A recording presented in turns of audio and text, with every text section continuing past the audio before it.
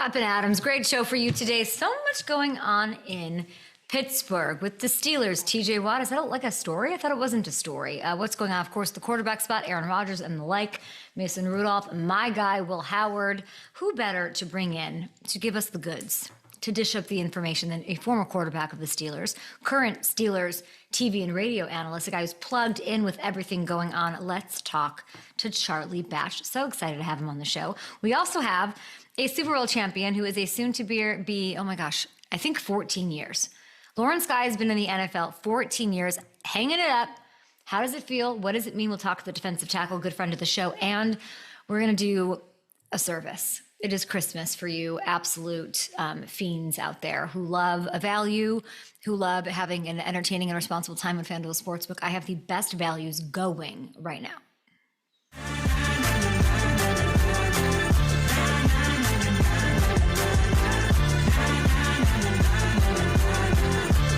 Up and Adams, live from my kitchen until tomorrow, where I will return to studio, everyone, and a true TV studio, the real thing, the real deal, lights, cameras, action, for the one and only Seth Rollins, who will be joining us tomorrow. Mr. Chicago Bear, Mr. NFC North, Mr. I believe Hamilton, if I'm not mistaken. Seth Rollins is Mr. Caleb would have taken, I might be making this up, Caleb would have done better than Jaden as the quarterback of the Commanders. Is that what he said? I believe he said that with us at Super Bowl week. Yeah. So, I mean, I was wondering what it was going to take to get you back in this. Seth Rollins, there's our answer. Well, I was told Seth Rollins won't come on unless it's in studio. And so I said, you can't, He doesn't want to do like a Zoom, and he wants to, he takes his stuff serious. I respect it. So you guys lied to me, which is probably what really happened, and said the old, let's lure Kay back in studio. There's like ice cream there from Graders waiting for me. I hear there's a lot going on. We have a lot to get to. We had Poge on the show yesterday. I feel like his little bite was everywhere. His little, what I didn't even understand. If you actually go back and watch the bite that did really well for all the like NBA Twitter heads, it was, and this is on a day that Tibbs gets fired. And sorry about that. Crazy. Most stunning. Yeah. Stunning. Shams on line one. I thought when he was saying it, if you look at me, I don't really know what he's saying. Cause I can't make, he's eloquent and like really great Poge, Brandon Pajemski of the Warriors, in explaining everything he was saying. But I knew he was saying something. I don't know what he was saying. It's one of those times on the air that if you look at me, I'm just like, and I didn't quite know. And then I knew enough that like, that's probably him saying the sweep of the Knicks was a big deal. But that was a hearty statement from the young kid. It really was. And I think Knicks fans were kind of split on being, so down in the dumps that, yeah, he's right. We would have gotten swept too. No need to pour salt in the wounds, especially on this day that the head coach got fired, which obviously he didn't know at the time, but ended up happening later that day. But yeah, and by the way, if you want us to bring Shams on for a surprise, I do think Flag Day is coming up at some point soon. We can Arbor Day, Flag Day, something like that. That's when I like to visit with my guy Shams of ESPN. Yeah. Thank you so much, Matthew Hamilton. We're gonna do a service for the people. We love the people. We are people of the people. You are the people who like FanDuel Sportsbook. So I'm gonna hit you with the top 5, not even mine. These are the definitive top 5 values over on FanDuel Sportsbook, NFL Futures Edition. When I tell you the stuff that you can bet on over there is absolutely bananas. At number 5, let's go to Derrick Henry and rushing. Okay, I'm looking at Derrick Henry to rush for over 1,500 yards. Take a look. Getting plus 200 odds on a guy who's hit that mark in 4 of his last 5 healthy seasons. He just put up close to 2,000. He had 1,900 yards in his first year in Baltimore. That's a little wild to me, okay? So I'm guessing the overlords and abacus pushers over at FanDuel Sportsbook that, sit at their desks and decide these things where the wind blows, I guess they're weighing in the fact that he just turned 31. Like he's got the case of the 30s, which is like seemingly an older way of looking at things or calculating things. But Derrick has shown no signs of slowing down. He averaged a career high 5.9 yards per carry last season. I'm pretty sure he is helping lead the charge and defying that other side of 30 nonsense. 5.9 is crazy. And I don't know. I'm smashing the over there. I like that for 5. So we're going to go start with Derrick Henry at 4. Best values in NFL futures. Okay. I'm going to go with JSN, Jackson Smith and Jigba, to put up 1,000 receiving yards. This is one of those great ones that you're going to go put in. on FanDuel Sportsbook, and you're just going to watch and enjoy your stock go up. You might forget about it for a while, and then he's going to easily hit 1,000. Let me tell you why. He hit 1,100 with DK and Tyler Lockett. 1,100. He's about to inherit the earth of volume and targets in year 3. Seattle adds Cooper Kupp to the mix, but JSN is the guy now. He's Sam Darnold's best friend now. I believe that. With everything he can do in the slot, like let's be serious here. He's getting 16th longest odds to put up 1K right now at plus 105. That's crazy. I don't know if you can find a better value at receiver when it comes to that. You put it in the comments because I don't believe you. Like JSN to hit 1,000, you're actually welcome. I'm accepting edible arrangements, chocolates, flowers at FanDuel Sportsbook for giving that to you. Okay, at number 3, NFL futures best values in the game right now as we sit here to kick off June. I'm going to go coach of the year odds, Ben Johnson. He's the fave. He's over Vrabel. He's over Mike McDonald. But if we like the return, look at the return. It's plus 650. So that's really, really nice. If he does what I think everyone sort of collectively does think he's going to do, this is one I was like, don't overthink it. He'll get the best out of Caleb. I've talked about it a lot. They're my number 2 turnaround team on the season next to the Patriots. He's going to be the favorite to take it home, Ben Johnson. Sexy team, historically can't get it together. He's got the pieces. The narrative is there for him. He has all the makings of the ideal coach of the year candidate. So if you're a believer, I would get it now because those odds, as we know, when I put stuff out there, the odds seem to get shorter. So let's make sure you get there and get this done now. At number 2, I was looking through some really, over on FanDuel Sportsbook, there's so many unique specials that you can only get there. And one that jumped out to me is that you can take, this is crazy, you can take the Bills to go a perfect undefeated 6-0 in the division, which I didn't even I mean, I know you guys all know this. I did not know that. Did you guys know you could do this? I didn't. Plus 350 are the odds there, right? So freshly married, Josh Allen, Bills team. Is this not a better team than the one that won 13 games last year with all these upgrades they made on the defensive side of the ball? Yes, it is. And I think the Patriots do better this year. I think they make the playoffs. I said that they're my number 1 turnaround team in the same division, but I didn't say they can compete with Buffalo. Jets and Dolphins, they've taken their hits and the hits keep coming right now. So they have major questions, of course. They're favored, the Bills, in all of their division games, every single one of them. Plus 350, that's nice, okay? You're welcome for that. The only thing that could make it tricky, obviously, week 18 heading into the Jets, but that kind of makes it fun, right? You put that bet in right now on FanDuel Sportsbook here sitting in June, and that plays out and they're 5-0 heading into week 18 against New York in New York. Love that. Yeah, I think they run the table in the AFC East. They could go perfect 6-0 in the division. Finally, my favorite, no, it's not my favorite. It is the definitive best value as far as NFL futures are concerned on FanDuel Sportsbook. Bengals. 1 touchdown. This is so crazy. Bengals 1 touchdown through the air every game this season. Isn't that so fun? Plus 420. Did you know you could bet on that? I didn't. Burrow threw it for at least 1 touchdown in 11 straight games to end this past season, okay? Jamar and T are somehow miraculously both back in the mix. There are questions about the defense, which just means he's going to have to throw game script. We know how that works. So between the talent and the game script, I am all in on Joe Burrow, who's hanging out Peyton Manning, who's glowing about him this week. This guy's going to throw a touchdown in every game. And plus 420, I love that. So these are the 5 best values to recap for you. Bengals to score a passing touchdown in every game, plus 420. Bills to go undefeated in the AFC East. A little tricky week 18, but if you believe in him right now. Ben Johnson, coach of the year. Those odds are getting shorter as the days go on here. Jackson Smith and Jigba over 1,000. Cooper, no problem. He's still going to get fed. And Derrick Henry, 1,500 plus rushing yards at plus 200. Those are all insane values. You're welcome. I love you. Merry Christmas. And the like. We'll be back after this short break. Charlie Batch, former Steelers quarterback, now analyst. He's very plugged in with that team. What's up with TJ? What's up with the quarterback position? We're going to hop around the rest of the league as well with our friend Charlie Batch after this.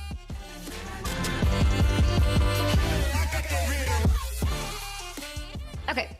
Wow. Cal's on heads? Holy oh, yeah. It's a big day. Cal on heads is sending me. It's about time. What's the update? What's Cal got? Yeah, Cal, speak to us. Young Calvin. Look, just so everyone, Calvin is giddy because he gets to talk to like a Charlie Batch. It's so funny. He gets to talk to players. Sure, Cal, this. You were made for this. I love this for you. Mm-hmm. I didn't realize Cal was. Did somebody tell me that was happening? I don't know that was happening. Oh, not even. That's great. That's great. We gotta throw you in a pot of water. It's all great. That's so funny to me.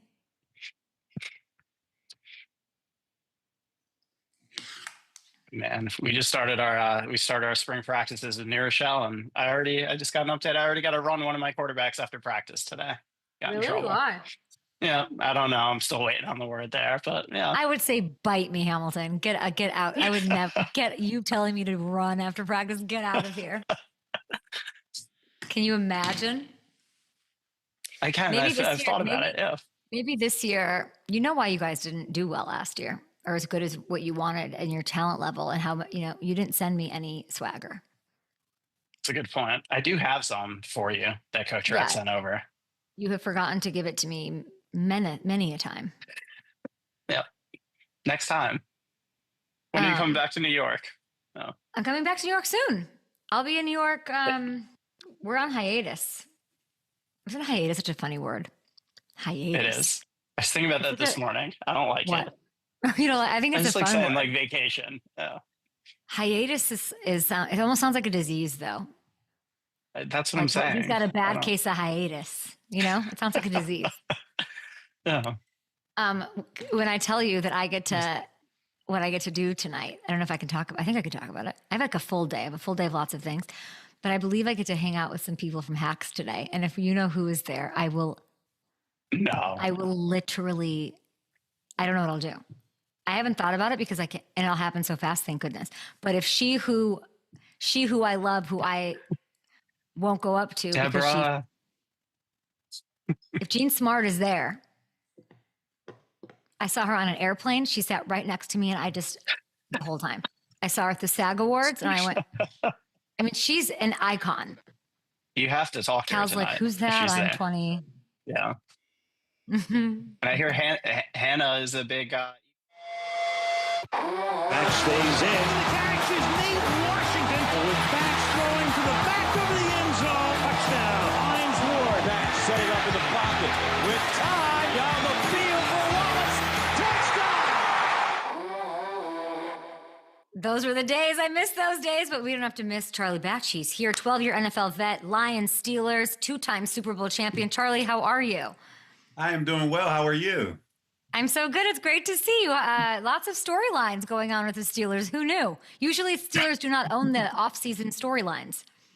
And for whatever reason, they are owning them this year. They have been talked about since the start of the calendar year in March. And it's one of the same things that in this position with the Steelers, they haven't been in this situation in a long time.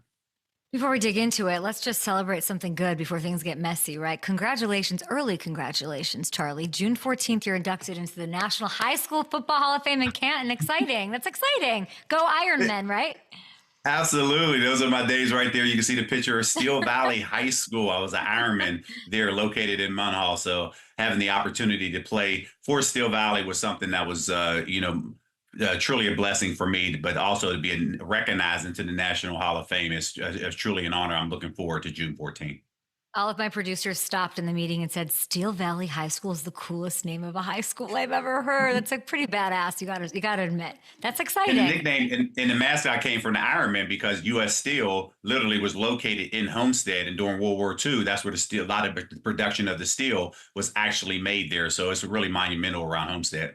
My producers didn't tell me that, but they did inform me that your senior year you led the team to #1 ranking, which is a lot to be proud of. And you had such an amazing career. You're crushing it on the TV side and the radio side, which is what I love and sort of what I started my career with.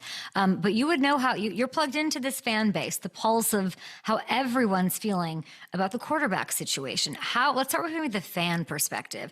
How are the fans handling what? I don't know. I guess I would describe as patience meets agony. Yeah, it's tough because they've been spoiled for 18 years with Ben Roethlisberger at the helm since 2004. But since he retired, here you are now with your fifth potential opening day starter that you're having since he retired. So this is something that, people are in this situation and they're trying to figure out who is the quarterback moving forward. And everybody is just kind of wondering. Of course, Mason Rudolph is at the helm. A young Will Howard is there as OTAs are continuing as we speak. So this is going to be something that everybody's going to monitor as we continue to get to training camp. Let's say the Aaron thing doesn't happen. I mean, what are the chances this Aaron thing doesn't happen? I mean, he is a free agent. He gets a chance to do whatever he wants to do. And for whatever reason, the Steelers weren't able to lock him up since he was released from the Jets. And here he is now, taking his time on making a decision, but they have to move forward because they brought Mason Rudolph here in the offseason. Of course, he has to answer that question as it relates to when Aaron could potentially show up. And then he have to now mentor a young Will Howard that actually was drafted here. So it's a tough situation to be in, but this is the business of the NFL. You have to be able to block out the distractions, but at the same time, do your job moving forward. It's not really been the business of the Steelers, and it's not, it is the consistency at that position. And what you're saying is the spoiled. You said it, not me. Don't get mad at me, Pittsburgh, about that spot. But it's, the waiting, we are a storied franchise. We're not waiting on someone. Like, there's this whole thing. What is the latest that he can come to the team and have you not worried about how it will affect the team? I think if he could sign before the training camp date starts, because that would allow him time to learn the offense. Remember, this is not an offense that he spent the majority of his career in. So you really only have about 10 days left of the offseason. OTAs are finishing this week for the Steelers. They have mini camp Tuesday, Wednesday, Thursday. And then from there, there's a short break. So for me, I want to see him coming in here learning the offense. Can he show up in training camp a month from the start date of the season and get it done? Possibly. But again, the terminology is going to be something that he has to get familiar with. And of course, learning the players that he's going to play with. 50% of this roster is a turnover from last year to where we are now. So I'm learning the players. I can only imagine him trying to learn the players and people that he's going to potentially play with. So those are things that you all kind of play in the factor as it relates to when he signs. But I would love to see him sign before training camp if he becomes a member of the Steelers. If it doesn't happen by training camp, would you, knowing the ownership, lots change, but not that, right? Not who owns the team, the people who run the team, the coach who runs the team before camp, you're saying. Do you then rip it up and say, want to bring in Kirk Cousins? Like, how much do you think they're flirting with that idea? Does that idea pique your interest if the Aaron thing, it doesn't move forward? Well, I did not sit in the meetings with them, so I don't know what they're forecasting as it relates to what the quarterback class looks like in 2026 as they loaded up on draft picks. But if you do decide to go out and get a Kirk Cousins, yes, he can play, but what is that draft capital that you're going to have to give up? And of course, that's a big cap number for him to be here 1 or 2 years, because even if you do acquire him, do they wait to develop Will Howard, or maybe do you go to the 2026 draft and draft somebody there? So there's a lot of different scenarios that can play itself out. But I think a lot of it has to do on how Mason Rudolph performs over the next 6 practices. If he performs well and there's a comfortability that the organization has with him moving forward in training camp, because he did get it done a few years ago as they, march into the playoffs and he was waiting for his opportunity, but yet they didn't think that he was the guy last year. They ended up bringing Russell Wilson and Justin Fields in, but now here he is with his opportunity. So what does that look like for him? So I think the next 6 days will actually play that out as it relates to how comfortable the Steelers organization are with Mason Rudolph heading into training camp. Who do you think should start week 1, even if Aaron signs now? Who has the leg up? But for me, it depends on when Aaron Rodgers gets here. If he shows up the day of training camp, that means there's about 4 weeks before he actually gets ready for the start of the season. If that is the case, I still believe that Mason Rudolph should be the starter as the season opens up. And of course, allowing Aaron to now work through the nuances of the offense. That's just my personal opinion. But if he signs prior to training camp starting and allowing him a couple extra weeks to learn this offense, then Aaron Rodgers probably will be the starter heading into training camp. I met this, Charlie, I met this Will Howard. I've met Mason as well. And you have a lot of faith in him, as you're saying. The idea of him starting with Aaron Rodgers in that uniform on the roster is sort of bananas, but it's a great opinion. It's probably what's best for the team to kick off the year. With experience, all the new pieces you're saying. This Will Howard kid kind of stole my heart a little bit, though, Charlie. Like, I was so impressed with him. I sat with him at the rookie premiere. Big Ben was taking him under his wing, like they're close, all of that. Do you have any thoughts on Will Howard? As like, obviously he was drafted. He's a local boy. Yeah, I mean, I love what Will brings to the table, right? When you talk about that mentorship, they share the same agent with Ryan Tollner, Ben Roethlisberger, and Will Howard. So you know they've already started that relationship there. And then you add him into the group, and Mason Rudolph is now mentoring him as well. He's getting the best of both worlds in that particular perspective.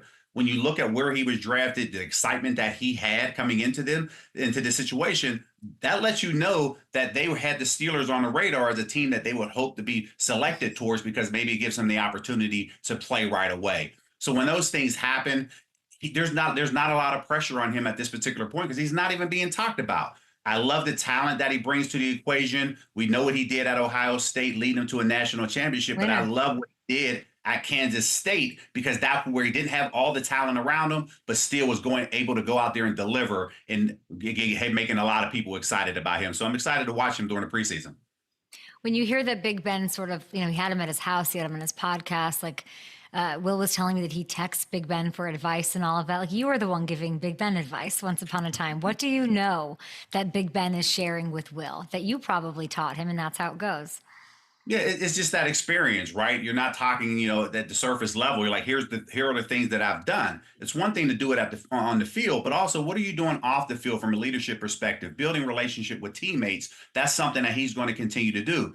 Ben, when he entered the league in 2004, we were a veteran team. So there were a lot of veteran guys around that he can absorb, learn from, and then waiting that opportunity for it to be his team totally, because you weren't going to walk into Pittsburgh during that time. It was Jerome Bettis's team when he actually got here, Joey Porter, those players that were here on that side. So as he evolves into this particular space, he's going to continue to have those conversations with Ben Roethlisberger. And hopefully I played a little part of it over those years as I backed Ben up now to the 11 years that he was able to take something from me, kind of share it, and continue to pass it on to some of the things that hopefully that I shared with him that helped him along the way. And now he's able to pass that knowledge on. Yeah, outside of just the Will Howard experience and how he carries himself, and like obviously he is a winner, which you mentioned. He understands, I think he very much understands what is the uniqueness of being a Pittsburgh Steeler, being around it his whole life. I thought that was a unique sort of thing. But Mason Rudolph has the experience. But when I look at both of them, even just from a football perspective, I'd love to hear just the running ability of a Will Howard. How much does that matter in their quarterback room and their decision process? I'm looking at an offense where Justin Fields thrived last year. Will Howard, is a solid running quarterback in an Arthur Smith run offense. That has to be an advantage here in this mix. It does. And you can see it was a different offense whenever Justin Fields was in there last year versus Russell Wilson. Justin was able to use his legs. Will Howard is very similar in that particular manner. And we know the mindset of Arthur Smith. He wants to run the football. And sometimes the quarterback has to pull the ball down, or some design runs that you have to actually use your legs and get the job done. So those are things that are going to play itself out. But that is, kind of down the line. They want to make sure he's learning from the pocket first, and then from there allow everything else to kind of materialize from that particular perspective. So there's not a lot of pressure on Will at this particular point, and that's the one thing that he has an advantage of, because all he has to do is put his head in the playbook, go out there and get the job done while everybody else is being talked about.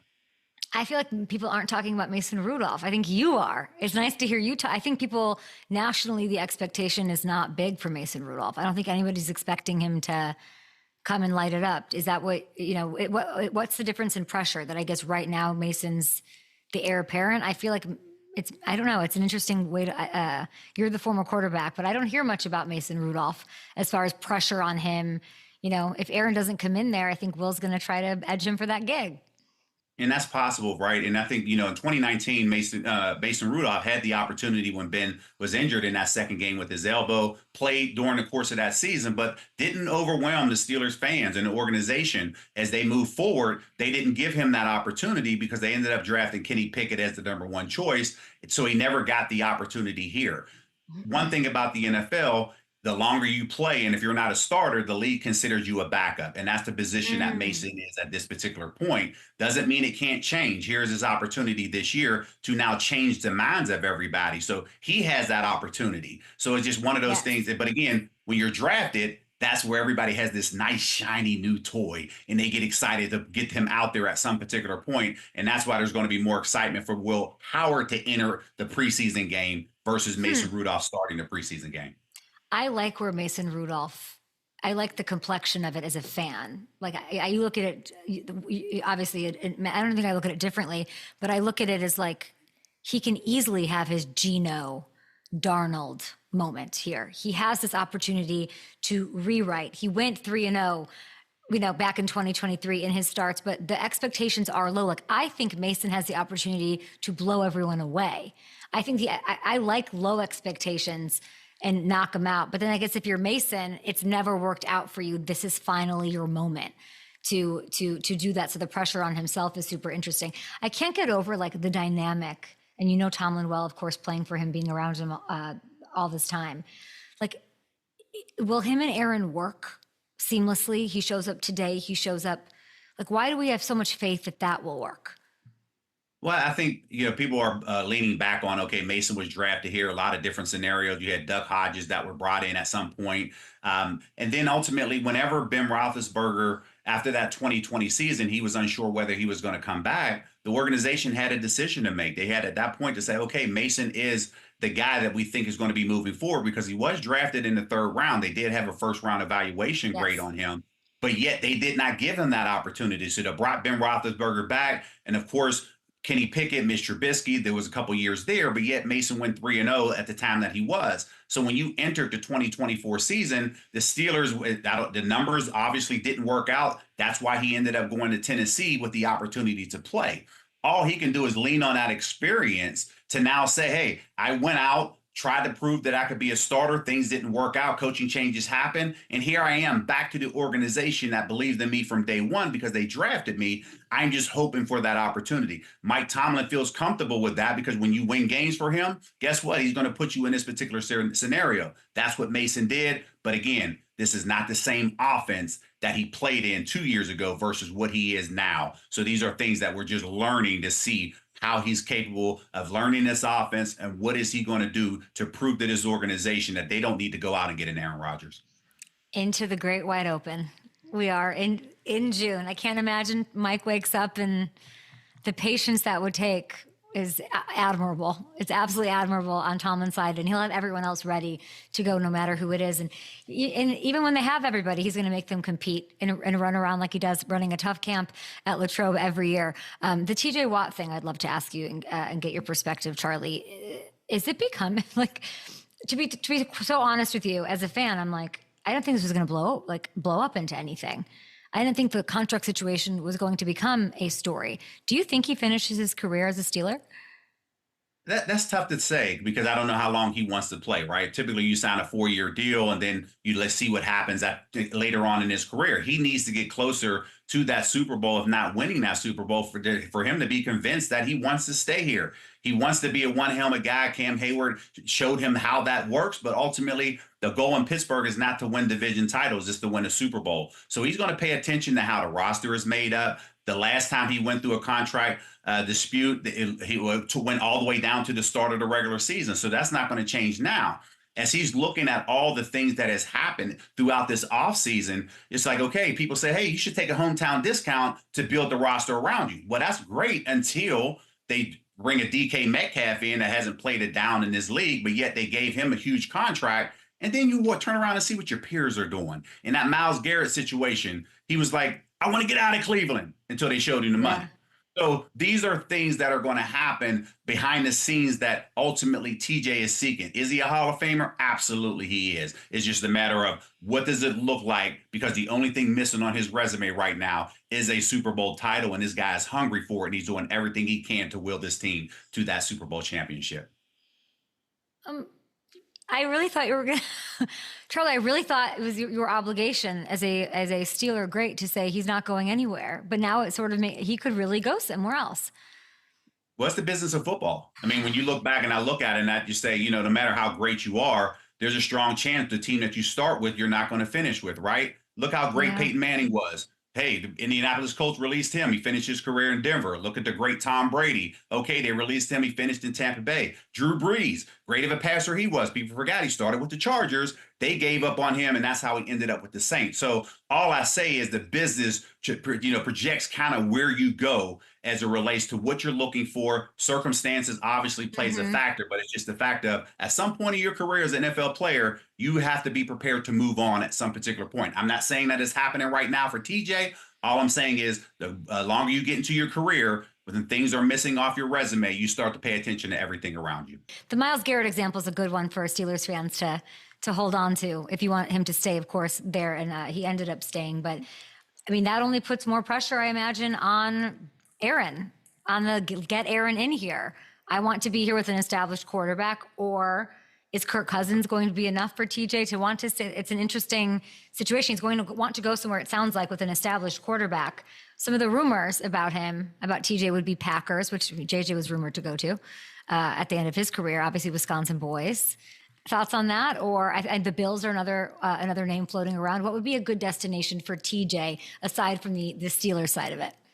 Well, I think he has to now, if you're thinking that direction, then that means it's going to be harder for you to move if you sign an extension. If you take it to unrestricted, which he only has a year left on his deal, then that changes the whole conversation as it relates to what that looks like. And then we'll be back on this show talking about, hey, when is TJ going to sign a deal? Are they going to franchise him, or is he going to move on in free agency? There's a lot of different things that can play itself out. And just like you mentioned, his brother JJ, people forget that he finished with the Cardinals. But because you remember how great he was with the Texans. So when you had that experience to lean on, what processes, what were you thinking about when you decided to move on to the next organization? Those are conversations that players are going to have. And he has somebody on the inside to be able to lean on that to say, okay, take me through that. I don't want to go anywhere. But if I do, what does that process look like? And I'll say a team with, I don't know, a young quarterback on a rookie deal that has plenty of cap space for somebody who wants a big deal, like the Commanders, are also interesting as a team, a destination potentially for TJ. When you have a young quarterback like that, you have free agents that say, we believe in that guy. And that's where you start to get veterans willing to take a little less to go make the team great, to go out there and hopefully accomplish that championship. That's true. And you're sitting there and it's a very interesting case of, Aaron Rodgers with the Steelers in that division, or do I want to go down with the Commanders in that division? Tough slides either way, but a ring, a priority, being taken care of, a priority. Very interesting time, uncharacteristically in this offseason for the Steelers. You're a busy man. TV, radio, keeping up with everybody. And you have the Best of Batch Foundation celebrating. This is insane. 26 years. Congratulations on that. Camp Batch is happening next week. What do we need to know?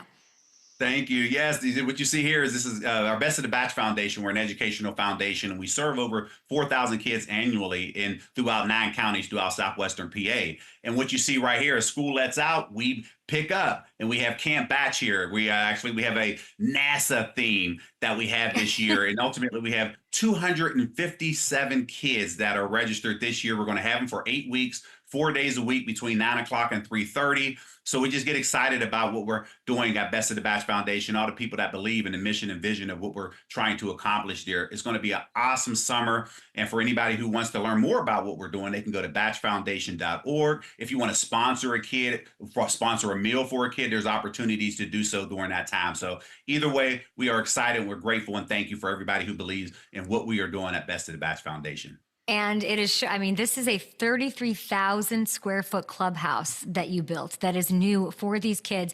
And if you sponsor them, what do they get? They get 8 weeks. It provides youth with physical activity. They get field trips. There's meals. I was looking at it this morning and my mind was blown. And it's such hard work and such dedication. And summer learning loss is a real thing. Educational enrichment is a real thing. So thank you for everything that you've always done. And the educational clubhouse, just so I want to come. Like, it looks insane, Charlie. It looks crazy. The invitation is open. Please stop on by. I know you're coming in out of Pittsburgh every once in a while, but when you do, please make it a point to stop by. We went from 5,300 square feet to 33,000 square feet. And these are the times that are important. As school lets out, people are going on vacation. People forget, because there is a hunger crisis in this country right now. People forget that kids depend on breakfast and lunch during the school year. And when that doesn't happen, they're trying to figure out what they're going to do. And we're trying to just create that gap to make sure that we know that they're going to get a breakfast, lunch, and a snack before they leave, to make sure that they're able to go out there to compete throughout the course of the day. So again, we just are thankful and grateful for everybody that is believing in what we're doing. So you go to batchfoundation.org if you want to potentially look to see what we're doing, how we can collaborate, because we love to collaborate with folks, but we don't do all things well. That's how we've been able to last over the last 26 years. So 26. Thank you for allowing me the opportunity to talk about that. And Kay, you are awesome. Thank you. And thank you for everything that you do.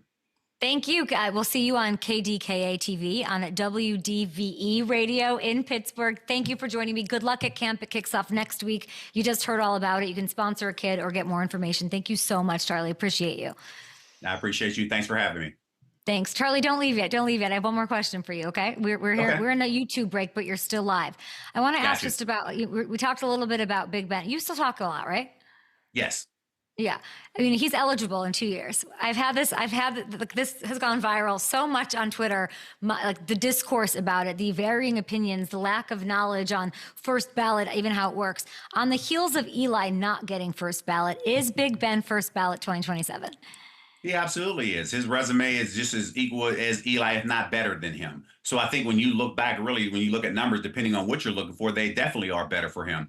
And like I told Ben, I just talked to him the other day, and I told him, he said, we're talking, and we had a trip to the Hall of Fame, and we actually take 100 middle schoolers up to the Hall of Fame each and every year. And we've been doing so since 2008 as we participate in their education week. And he's like, you're going up to Hall of Fame? I said, yeah, I go up once a year. I said, but there'll be 1 year and about 2 more years, I'll go up 2 times. During that time, one is to take the kids, and the second one is to see you inducted into the Hall of Fame. And he just kind of brushed it off. I said, I don't care if you brush it off or not. We're going to be there to celebrate you because I was there for 9 of your 18 years, and I saw the work that you put into it behind the scenes when nobody gave you credit. It wasn't until you threw for 4,952 yards that people on the outside to say, man, this guy can really throw the football. And ultimately, it's a credit to him. And I'm just proud of him. He's like a little brother to me. And I'm just proud of him for all the work that he actually has put in to create this opportunity for himself. Of course, he didn't do it all by himself, but he was a major part of growing Steelers Nation on what you see today.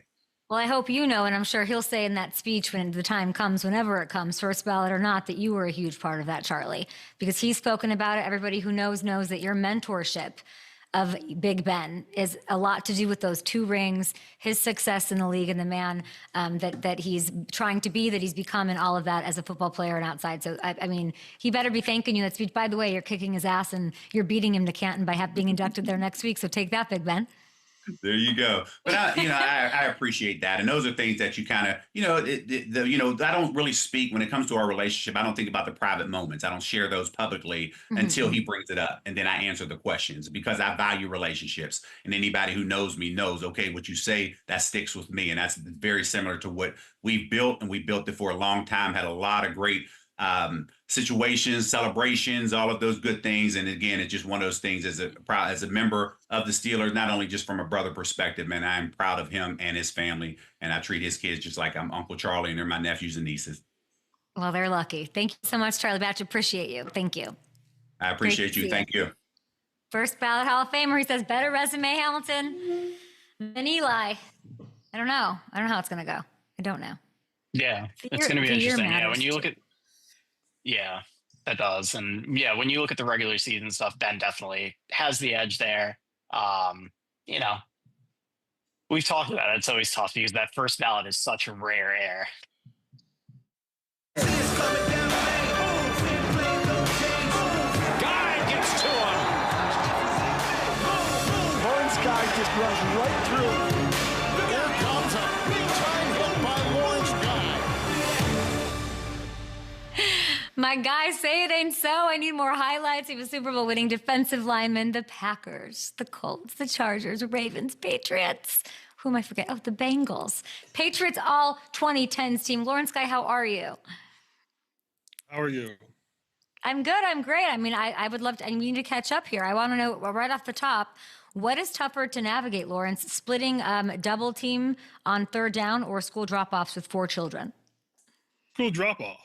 It's unreal. When people talk about it, I give credit to everybody that's car line. It's difficult. You gotta get the water bottles. You have to get the backpack, the water bottle that fell.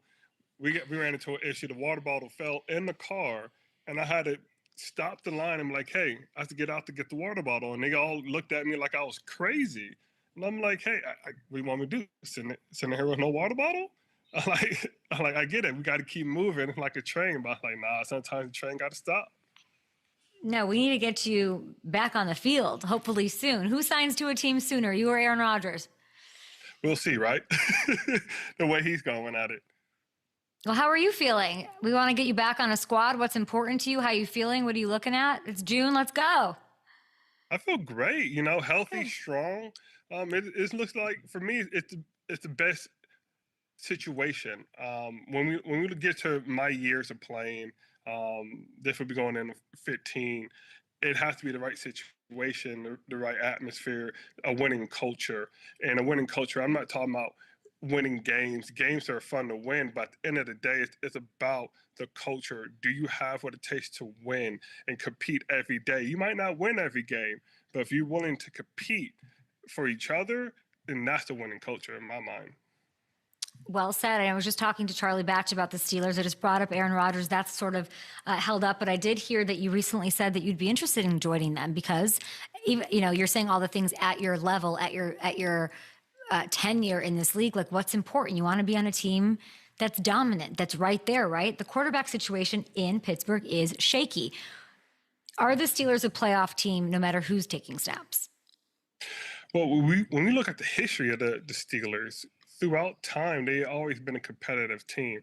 It's been one position here, one play there. And if you're looking at the North, it's a very tough division. All itself, you got the Ravens, the Bengals, the Browns. This is always a competitive factor where you don't know who's going to win what. But when it comes down to it, you're right. They need a quarterback. But when it comes to a quarterback, it's just not him. It's everybody on the field. They're developing the offensive line. They're developing the defensive line. They're developing the safeties. They're doing everything the right way to make sure they can compete whoever steps in line. But when it comes down to it, is when you look at a team, the relationship is built during this time. Like, I always say, you can't win a Super Bowl in the offseason, but you can lose the Super Bowl in the offseason. So you got to be able to develop the team. So they got to figure out that situation up hand because you want that relationship in your wide receivers, your running backs, your offensive linemen. Everybody has a unique way to play. Other than that, they have a good chance of going to the playoffs. As you know, the playoffs it's hit or miss once you get in there. You can have a great season and lose, and have a good season and win. I want to see you go to Kansas City. Let's just get right to it. Go chase that third ring. Like, what are we doing here? They could use some help where you can help them. How would you feel about that? Or give me the teams that are interesting to you. I imagine, I'm going to say Packers, honestly, could use your help as well. Other teams, I'm thinking, a return to Cincy, I would love to see. Well, I love Kansas City. I have a relationship with the linebackers coach, the coordinator, D-line coach. There's a lot of people there that I know throughout the years. It's just one of those things that, like, hey, they have to go through their offseason, right? You have to see who you brought in, who you drafted, who you signed a free agency, what's working on. But I love the idea of going to Kansas City. I love the idea of going to Pittsburgh. I love the idea of going to the Raiders, but they're already stacked. But yeah, hey, give them a call, go home. If we look at places, interior D-line help, Kansas City. I have a list here. Cowboys need some run stuffers. No, hey, my daddy's favorite team. Philly lost some pieces up front. Yeah, Philly could. That might be. We got to go chase the third ring, is what I'm saying. Like, that's what we need to go do. I'm right there with you. So we need to get that list in line. I'm like, hey, we kind of forget about the run stoppers in the league because everybody likes to say it's a passing league. I get it. But when you got good running backs out there, you're going to run the ball. And this last year showed a running back makes a difference in a team. And you have a big offensive line, a strong running back, you ain't going to throw the ball as much time. You ain't going to put that much pressure on your quarterback. It eases it. It makes it a balanced game. So that's when these run stoppers like me come into play. Yeah. You're like, hey, you got to be able to hold up the double team, split it. Somebody's going to get all the glory. We get it. You get sacks, you get a lot of glory, but it's an unforgiving job where you have to stop the run. And if you look at championship teams, they stop the run. That's why Bill Belichick frickin' loved you. Correct. Because he loves a run stuffer. You should see this group. I have this work group chat that I look at while we're doing this interview. And all my producers are like, Packers, Kansas City has Captain America at quarterback. That's the shield behind him. He needs to go there. And then somebody else chimed in and said, he's from Vegas. That's why he wants the Raiders. Like people, and you know what it is? It's because you know what you're doing. You do the dirty work. You've always done it. You're still in prime shape. And I would say your story, I just have always loved. How could you not, being a 7th round pick, right? Wasn't it 7th round, 6th round, 7th round pick? 7th. To 13-year NFL vet and multiple times Super Bowl. Isn't that insane? Can you give me what is the one trait that you know you had and still have that got you to have that sort of a trajectory? It was the work ethic. So I tell people this, I like to tell younger guys this. When you get released from a team, they're telling you that somebody's better than you. It might not be reality, but that's what they're trying to say. So what you got to do is prove everybody wrong. Because there's somebody in the building that wants you, somebody in the building that doesn't want you, and there's somebody in the building that's 50-50. So you got to prove the people that's 50-50 wrong and the people that didn't want you wrong. And when you have that work ethic, you could go in there every single day with your hammer and compete. You have to practice like it's your last practice. And if you have that mindset, you can make it very long in this league. I've had friends that have been drafted really high. They only can make 3 to 4 years. It wasn't because of they wasn't talented. It is the work ethic that you're willing to do. Bill had a big thing is you have to swallow your pride and understand what you're sacrificing. You're going to sacrifice for the team. You're going to sacrifice for your position. I'm a player's guy. So I'm not going to sit there and not help the person next to me if they need to succeed. I'm going to help them. I'm going to help the linebacker because if you're good, I'm good. If I'm good, you're good. And it kind of like a domino effect. And that's the same thing when we look at D linemen and safeties and corners. You're like, hey, if I don't rush the passer, he's going to have all the time in the world to throw the ball and you can't coverage all day long. It works hand to hand. And when I had that mindset and I understood what I was, right? I mean, Trey also sat me down and said, hey, you're not a pass rusher, you're a run stopper. Just understand that. Once he sat me down and we talked about that one day and I was like, I understand. He said, be the best run stopper in the league and it will take you far. And it made me, I had a very long career because of that. Because I was like, I understand now. We have to understand what you're good at, be great at it. Easy on the had a career. I'm trying to get you a gig here, guy. Where are you in the process? Can I just ask you, Lawrence, what does it feel like to be in the position you're in right now? Can you give me a little the humanity of it? Success, coming from no success, proving that 50% of people wrong, getting to the highest high. And now you're sitting here I have more to give. And what is that? What is that like? What is this part of your life like right now? It's amazing because it's the part of my life where you get to choose. Not a lot of people get to choose. I think this is the development in the new age athlete. They're choosing to better themselves, right? If you look at contract situations, people want more money. When you look at people going to different teams, they're choosing where their path is going. And if we look at the history in the NFL, we always have been told where we're going to go. You get drafted, you get told you're going to go to this team. You get tenure, you're telling you're staying. At this point in my life, I get to choose to do, and it's amazing because I get to reflect.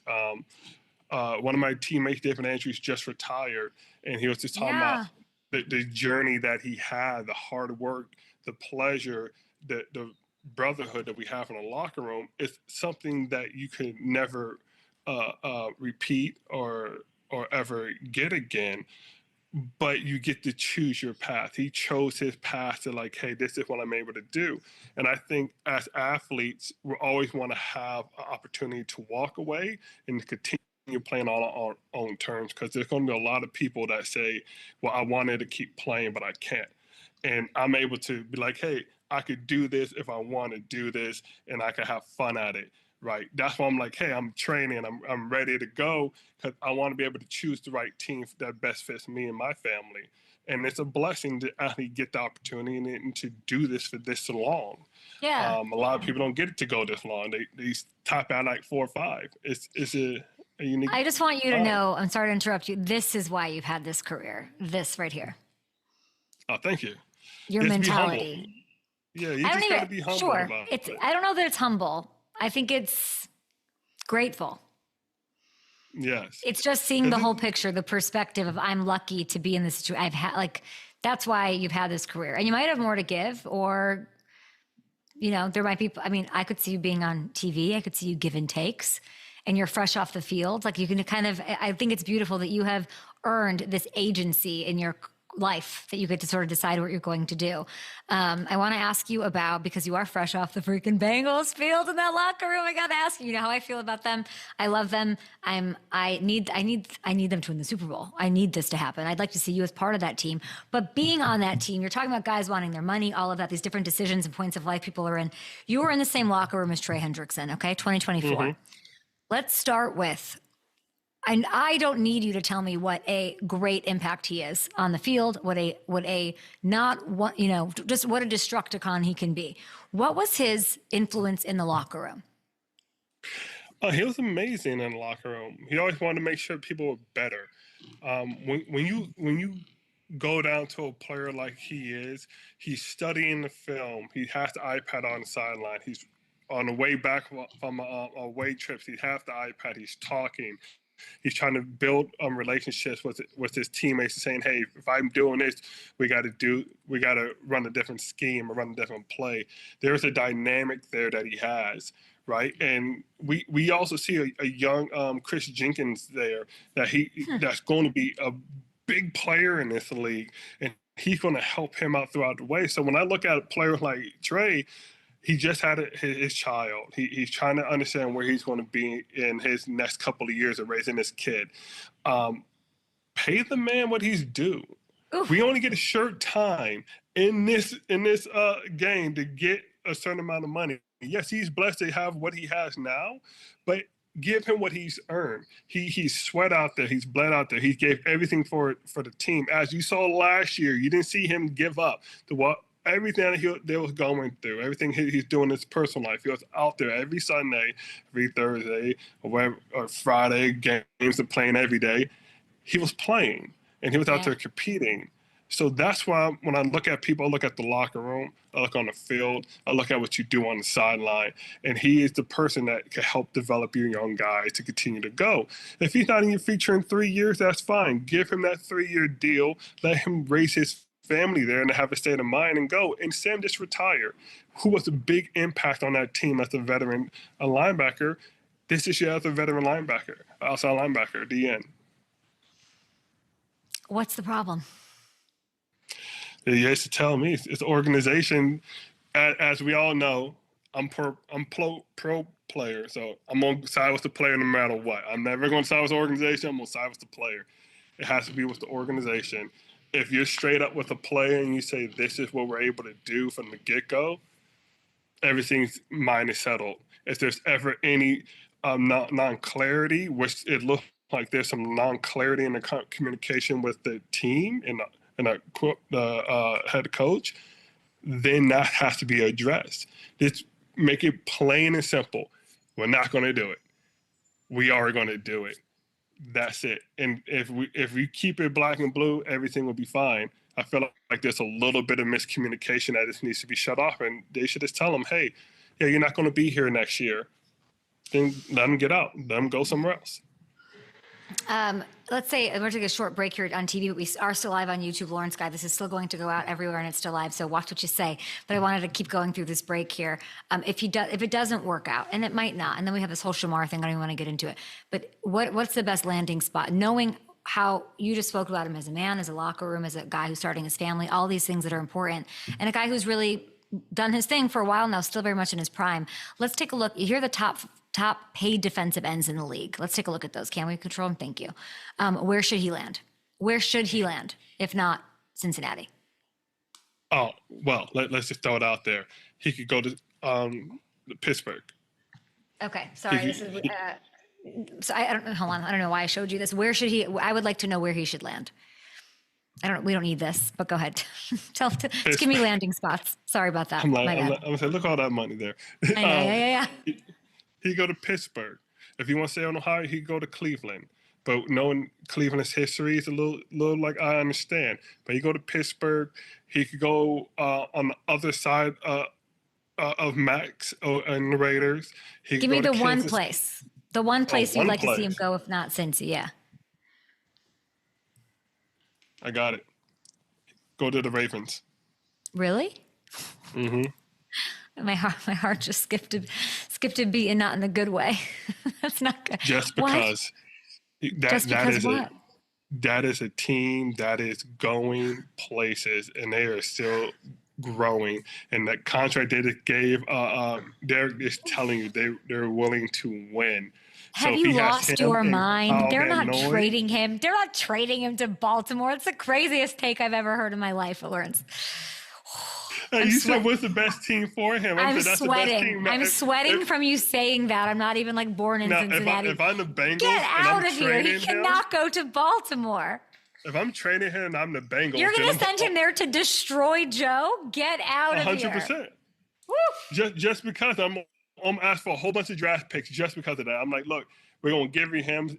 We're in a division. I need like 2 first rounds and like a 7th or a first round and 2 6. I'm gonna do something wild to make up for it. Other than that, if you're just gonna send them to a place, send them to Carolina or Jacksonville, and be like, hey, now you don't got to deal with none of them. Like they're in their own world.